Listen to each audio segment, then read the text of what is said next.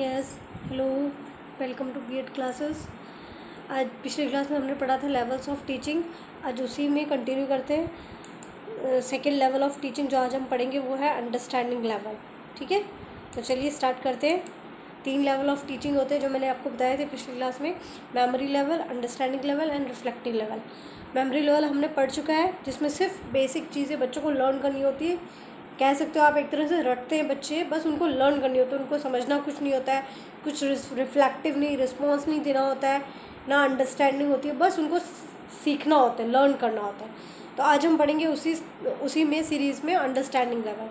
तो देखिए understanding level की definition: this is second stage of teaching level. This is considered as middle type of teaching between thoughtless and thoughtful teaching. The students are made familiar with principles and understanding of facts. अब देखिए ये second stage है teaching level का, ये middle type of teaching कही जाती है, thoughtless और थॉटफुल के बीच में. This is considered as middle type of teaching between thoughtless and thoughtful teaching. The students are made familiar with principles and understanding of facts. इस लेवल के अंदर पहली बात तो ये सेकेंड लेवल है, टीचिंग थॉटलेस से थॉटफुल के बीच का पार्ट है. थॉटलेस मतलब कुछ नहीं समझना, और थॉटफुल मतलब एकदम आगे का हाई लेवल का समझना, उनके बीच का पार्ट है अंडरस्टैंडिंग लेवल. ठीक है, तो इसके अंदर क्या होता है, स्टूडेंट को प्रिंसिपल्स, जो तथ्य होते हैं, जो रूल्स होते हैं, उनसे फैमिलियर कराना और कुछ फैक्ट्स को अंडरस्टैंड कराना, समझाना, ये होता है हमारा अंडरस्टैंडिंग लेवल ऑफ टीचिंग. अब देखिए एक एजुकेशनिस्ट है बिगी, उन्होंने क्या डेफिनेशन दी है: in this teacher tries to give them knowledge of the relation in facts and principles. Understanding level of teaching is for developing understanding of subject matter. इसके अंदर अंडरस्टैंडिंग लेवल के अंदर टीचर ट्राई करता है, कोशिश करता है कि नॉलेज, फैक्ट्स और प्रिंसिपल के बीच में जो रिलेशन होता है उनकी नॉलेज दी जाए बच्चों को. अंडरस्टैंडिंग लेवल क्या है टीचिंग का? अंडरस्टैंडिंग डेवलप करता है बच्चों के अंदर, समझ पैदा करता है सब्जेक्ट मैटर को लेके, जो भी वो सब्जेक्ट पढ़ रहे हैं उसको लेके उनके अंदर समझ पैदा करता है. ठीक है, तो ये हमारी डेफिनेशन होगी. एग्ज़ाम में आपको डायरेक्ट क्वेश्चन पूछा जाता है कि लेवल ऑफ टीचिंग क्या होता है, आप ये तीनों बताना, पर इसमें डेफिनेशन दोगे तो उसके थोड़े अच्छे मार्क्स मिलते हैं, इंप्रेशन अच्छा बनता है, इसलिए डेफिनेशन ज़रूरी होती है.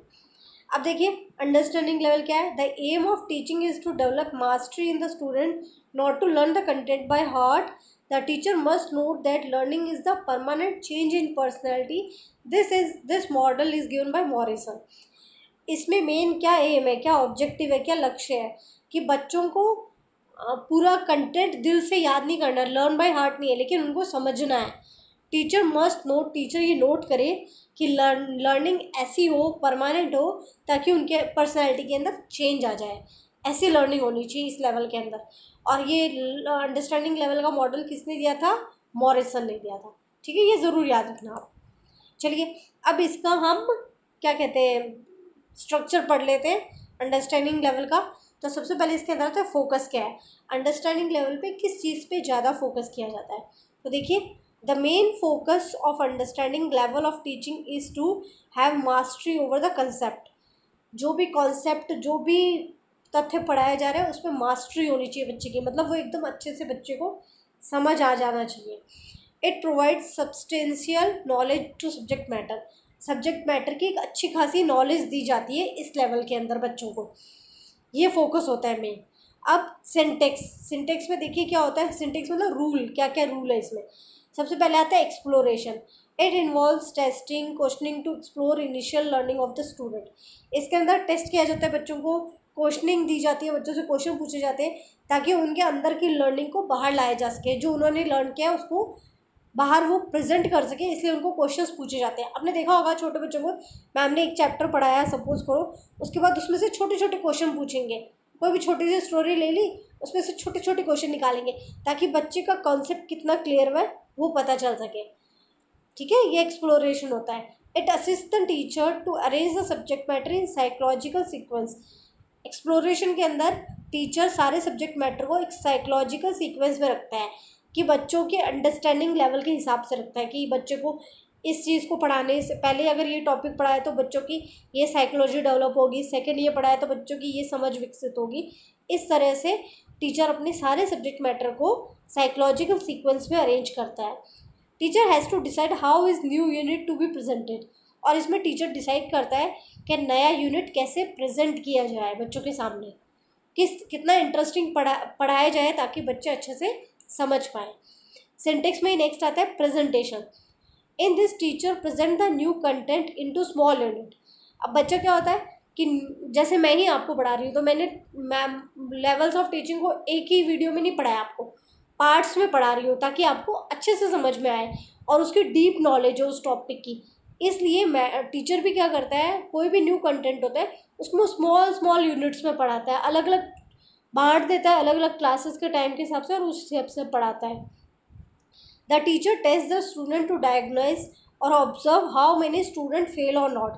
फिर उसके बाद टीचर जब अलग अलग पार्ट्स में पढ़ा देता है, उसके बाद वो डायग्नोज करता है बच्चों को पहचानता है कि और ऑब्जर्व करता है कि कौन से स्टूडेंट किस चीज़ में फेल हुए किस में नहीं, मतलब कौन सा टॉपिक किस स्टूडेंट को अच्छे से समझ में आया और किन को नहीं आया है।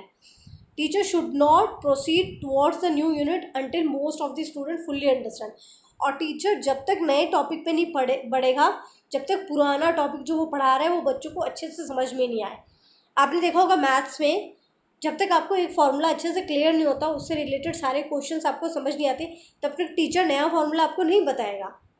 ठीक है, तो ये होता है प्रेजेंटेशन। नेक्स्ट आता है assimilation. In this students are more active, they do much work in library, laboratory, field, etc. The work of the student is highly individualized in this supervision is done. अब assimilation में क्या होता है, बच्चों को topic छोटे छोटे unit में चलो पढ़ा दिया, बच्चों को थोड़ा समझ भी आ गया, अब उनको बाहर ले जाया जाता है ग्राउंड में, लाइब्रेरी में, और उनको कुछ अलग से टॉपिक दे दिया गया, आप इस टॉपिक पे लाइब्रेरी में से इस टॉपिक के बारे में जानकारी लेके आइए। और जिनके साइंस सब्जेक्ट होता है, केमिस्ट्री, फिजिक्स, वो लैब में जाते हैं, उनको टॉपिक दे दिया, इसके ऊपर लेबोरेटरी में टेस्ट करो।